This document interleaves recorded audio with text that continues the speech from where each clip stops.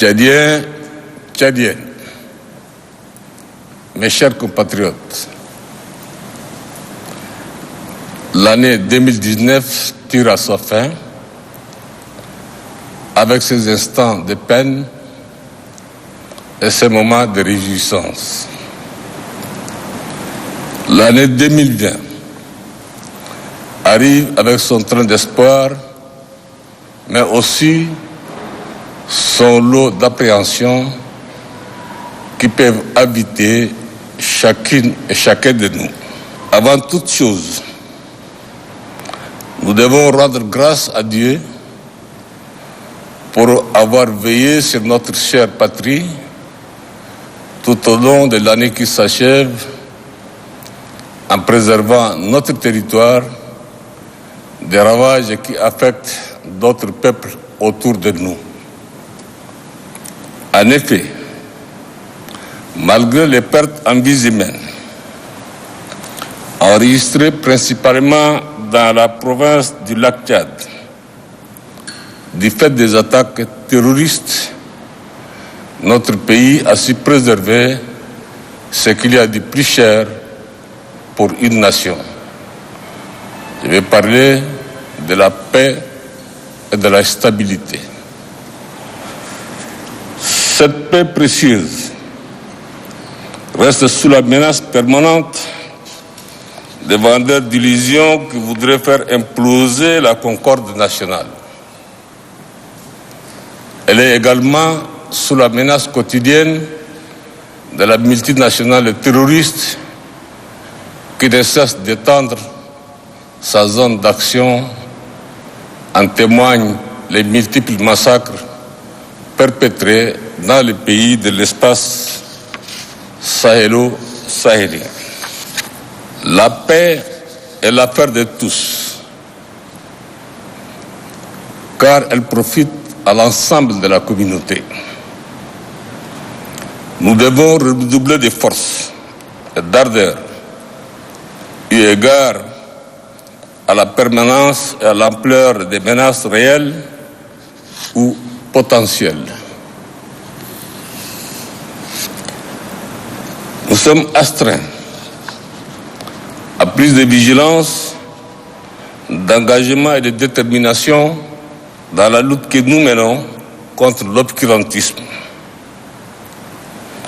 Nous devons comprendre que les adeptes du mal ne cessent de développer et d'affiner les méthodes les plus criminelles pour tuer les innocents et assouvir leur infinie soif d'horreur. Les terroristes peuvent à tout moment surgir et frapper partout. C'est le lieu ici de vous exhorter à la vigilance dans les lieux de culte et dans les espaces publics divers. Chers compatriotes, je voudrais saisir cette opportunité pour rendre un hommage appuyé à nos forces de défense et de sécurité pour le sacrifice qu'elles consentent au quotidien dans la lutte contre le terrorisme, aussi bien au Sahel que dans le bassin du lac Tchad et la frontière nord du pays. En ce moment même où les autres Tchadiens fêtent en famille l'entrée de la nouvelle année, nos forces de défense et de sécurité sont à pied d'œuvre dans les différents théâtres d'opération pour que nous puissions mener notre vie dans la quiétude. Au nom de tous les Tchadiens, j'adresse la profonde et éternelle reconnaissance de la nation à ses filles et à ses fils qui, par vocation, ont choisi de sacrifier leur confort et leur vie au bénéfice de la sécurité de notre pays et celle d'autres peuples frères. à travers la présence de nos valeureux soldats qui bravent la faim, la soif et la fatigue, loin de leur famille. Nous donnons sens à la solidarité africaine. Il est indéniable que seule une vaste synergie d'action à l'échelle internationale nous permettra de venir à bout du terrorisme. À cet égard, tout en remerciant tous les partenaires qui nous appuient dans ce combat difficile, je souligne une fois de plus l'impérieuse nécessité d'une plus forte mobilisation de la communauté internationale dans cette guerre contre un fléau qui ignore littéralement les frontières et la couleur de la peau. Chaque jour qui passe, l'hydre terroriste se déploie davantage dans le Sahel. Pendant ce temps, la solidarité internationale tarde à être à la hauteur des enjeux qui dépassent en réalité le seul cadre de la bande sahélienne.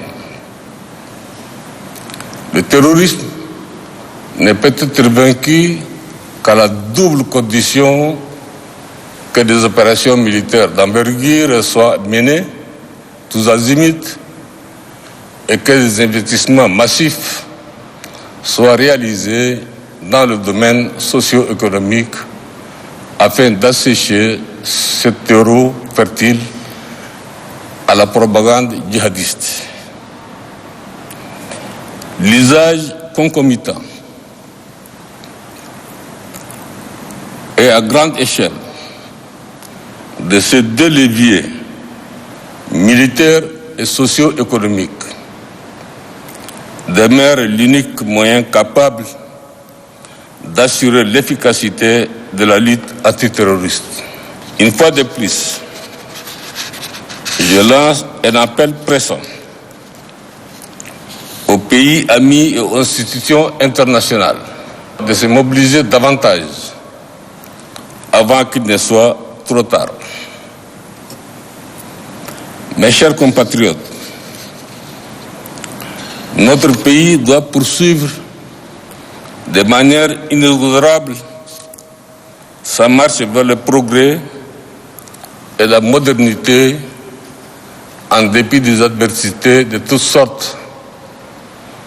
Dans cette optique, le renforcement de la démocratie, la consolidation de la paix et de la stabilité,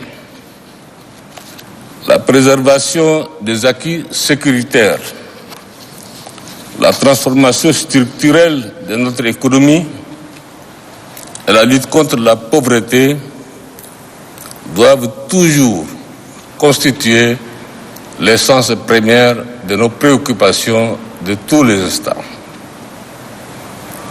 S'agissant du renforcement de la démocratie, l'année nouvelle devrait être marquée par la tenue des élections législatives et locales que nous appelons de tous nos vœux. À cet égard, j'invite la CENI et le CNDP, qui sont à pied d'œuvre pour la préparation de ces importantes échéances, à rendre public au plus vite le chronogramme y afférent. Nous avons perdu assez de temps à cause de tergiversations et autres palabres politiques. La recherche du consensus ne doit pas éternellement prévaloir sur l'obligation de renouvellement de l'Assemblée nationale. Mon souhait le plus ardent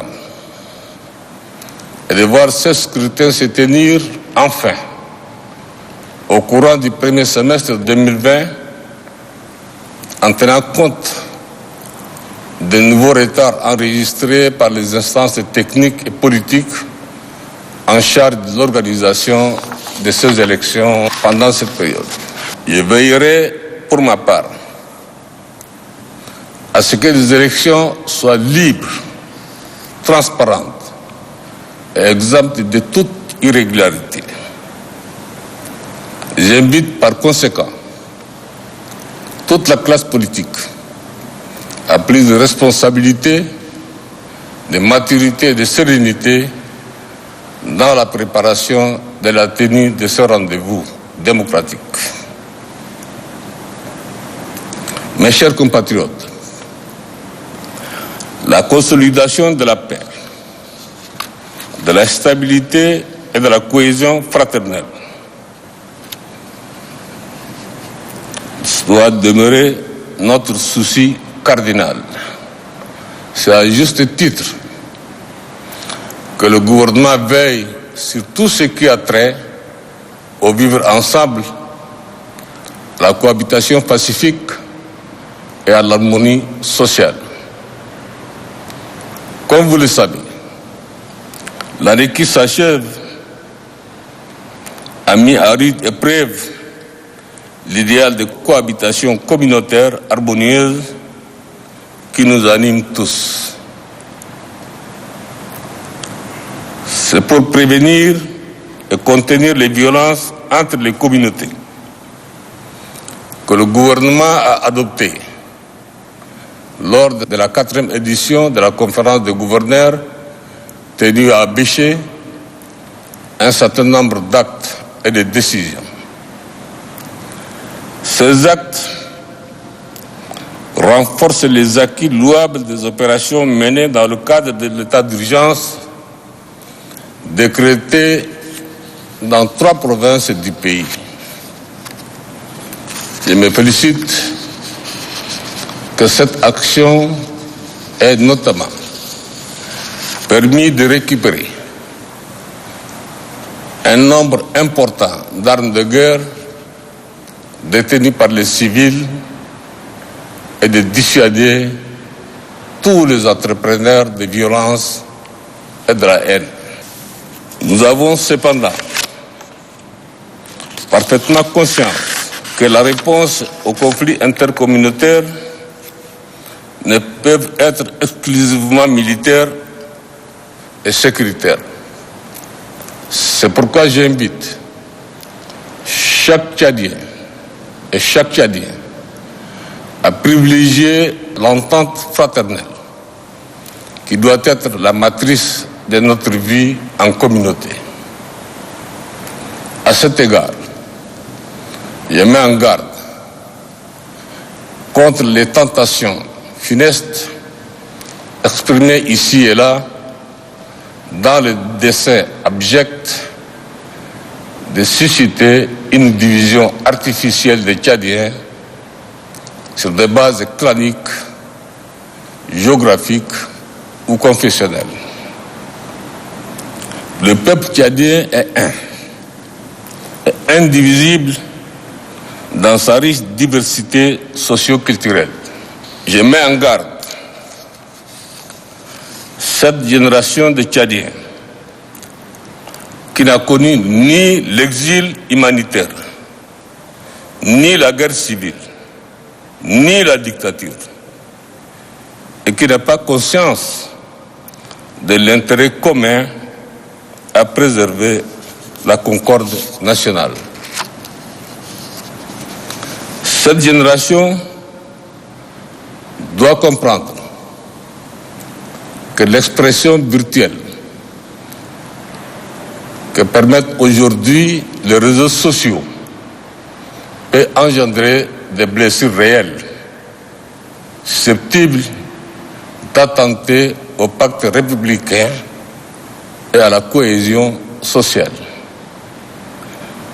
Il est de la responsabilité et de l'intérêt de tous, je dis bien de tous les Tchadiens, de rejeter les discours de haine et de division d'où qu'ils proviennent.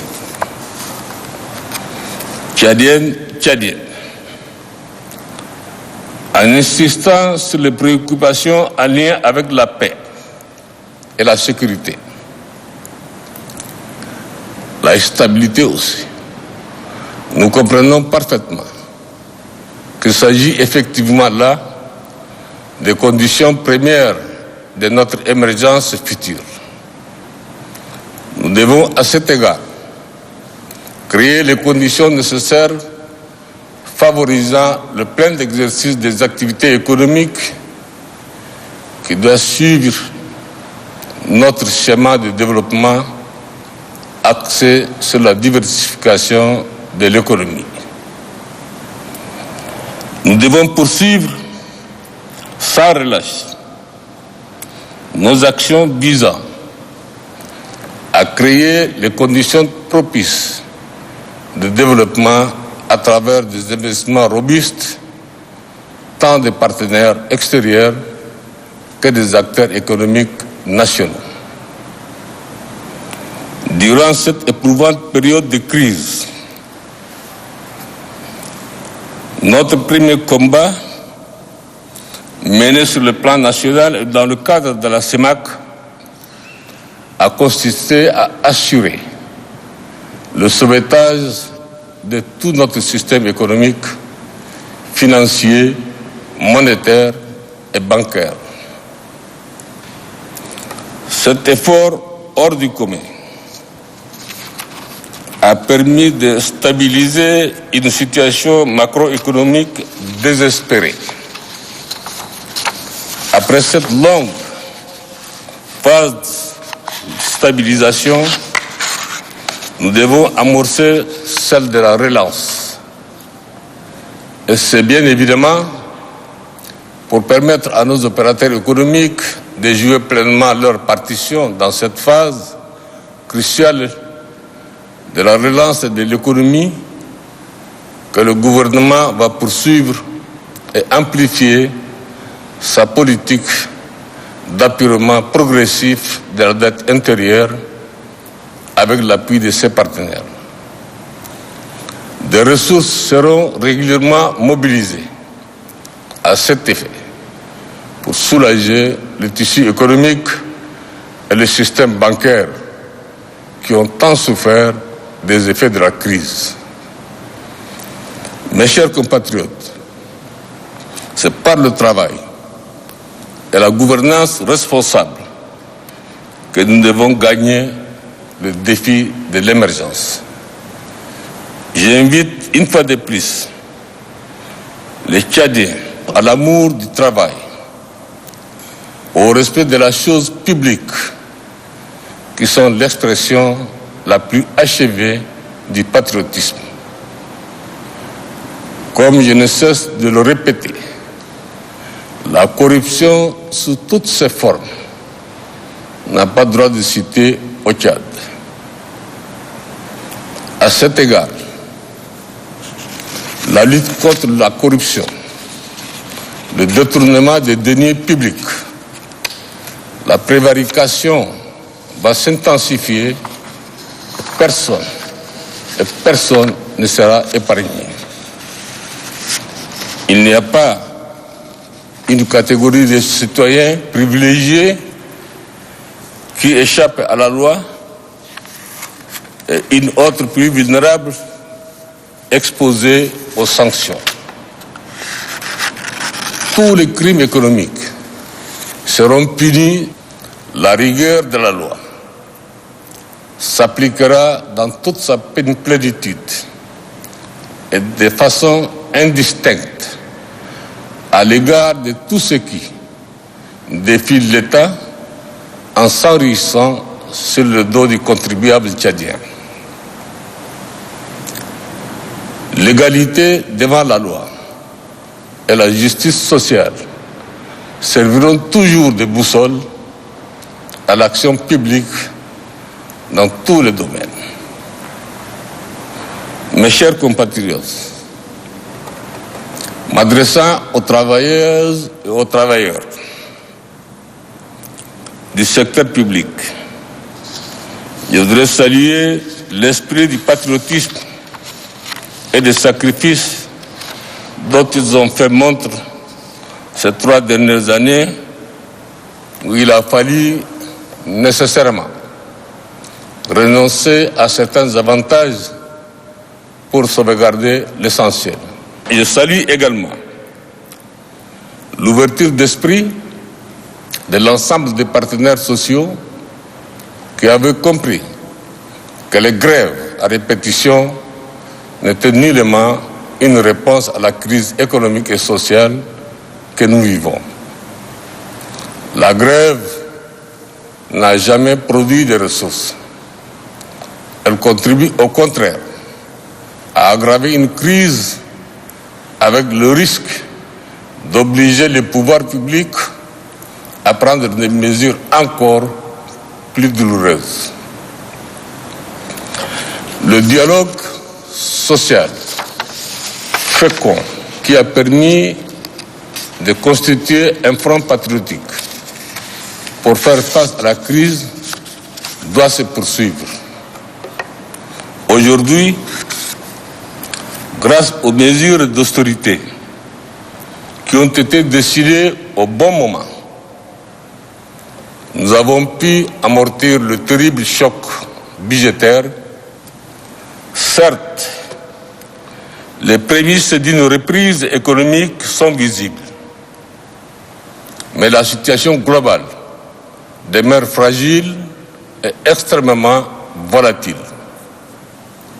J'invite les partenaires sociaux et le gouvernement à tenir compte des réalités présentes afin de conclure au plus vite un pacte social durable.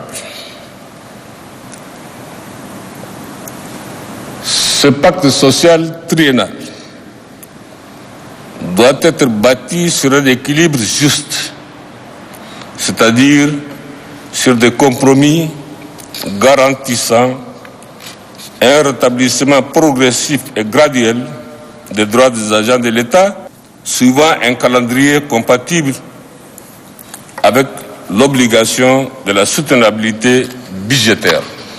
Qu'il s'agisse du gel des faits financiers ou des avancements et de la réduction des indemnités de l'AGS, du paiement des frais de transport, le gouvernement doit faire preuve d'imagination pour proposer aux partenaires un scénario crédible et réaliste autour duquel sera conclu ce pacte social triennal. D'ores et déjà, je voudrais rassurer les agents de l'État que des orientations seront données au gouvernement afin de concéder, dès le début de l'année 2020, une restauration partielle des primes, des indemnités, de l'AGS réduit depuis 2016. Cette mesure sera d'application immédiate dès la conclusion d'un accord dans le cadre de discussions en cours entre le gouvernement et les partenaires sociaux. Tous les autres points de revendication seront également l'objet d'un examen en vue de déboucher sur un accord global garantissant une paix sociale pluriannuelle. Il appartient aux partenaires et au gouvernement d'accélérer leurs discussions pour que les effets financiers de leur futur accord soient susceptibles d'être pris en compte dans le mandatement des salaires du mois de janvier 2020. Pour être clair, j'exhorte les acteurs concernés à parvenir à un accord réaliste avant le 10 janvier prochain. La situation des jeunes et des femmes, qui représentent les principales forces productives de notre pays, sera toujours au centre de nos attentions. Le programme de valorisation du capital humain et de l'intégration des jeunes diplômés à la fonction publique sera renforcé au cours de l'année nouvelle. total, 20 000 lauréats des écoles professionnelles, d'universités et d'instituts seront intégrés à la fonction publique pour compter de l'année 2020. Déjà, à la fin de cette année 2019, plus de 1800 diplômés ont été exceptionnellement admis à la fonction publique. Ce rythme sera accéléré au cours de l'année qui commence. Je m'y engage. De même, le gouvernement va accompagner de manière résolue toutes les activités en lien avec l'entrepreneuriat des jeunes. Toutes les initiatives allant dans le sens de la promotion de l'entrepreneuriat et de l'auto-emploi seront soutenues. S'agissant des femmes et surtout celles du monde rural, nous continuerons à développer des programmes hardis pour renforcer leur résilience et assurer leur plein épanouissement. Comme je l'avais annoncé lors de la clôture du Forum national de la jeunesse, le fonds de l'entrepreneuriat d'un montant annuel de 500 millions de nos francs sera effectif dès le mois de janvier 2020. Conscient de l'insuffisance de l'action étatique dans l'appui aux jeunes et aux femmes, j'ai décidé d'engager une vaste réforme de la politique publique en la matière. Ainsi, en toute urgence, les entités éparses qui sont chargées d'appuyer et de financer les projets des jeunes et des femmes seront profondément revisitées en vue de la création d'une robuste institution exclusivement dédiée à cet objectif.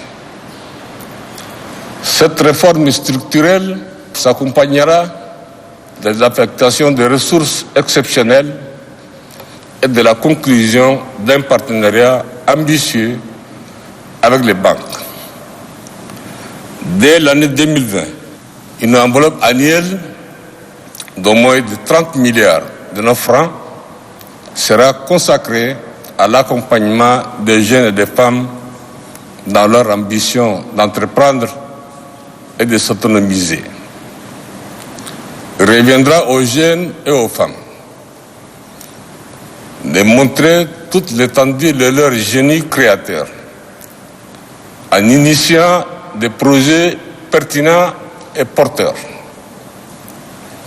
Outre l'appui aux initiatives féminines, aux divers groupements de productrices, un accent particulier sera mis sur l'éducation des filles, l'alphabétisation fonctionnelle des femmes, la santé maternelle, l'autonomisation économique des femmes et la lutte contre la discrimination diverse basée sur le genre. Mes chers compatriotes, au seuil de l'année qui commence, j'invite chacune et chacun de vous à s'armer de courage et d'abnégation pour que nous puissions ensemble vaincre toutes les formes de résistance afin de porter notre pays au firmament des nations qui prospèrent. Ayons foi en l'avenir, aimons notre pays et œuvrons pour construire un Tchad meilleur pour les générations présentes et futures. Que l'année 2020 soit pour tous les Tchadiens, de l'intérieur et de la diaspora, ainsi que la communauté d'expatriés vivant dans notre pays, une année remplie de bonheur, une année de prospérité et de succès. Que l'année 2020 soit pour notre pays une année de paix et de progrès. Vive la République, vive le Tchad. Je vous remercie.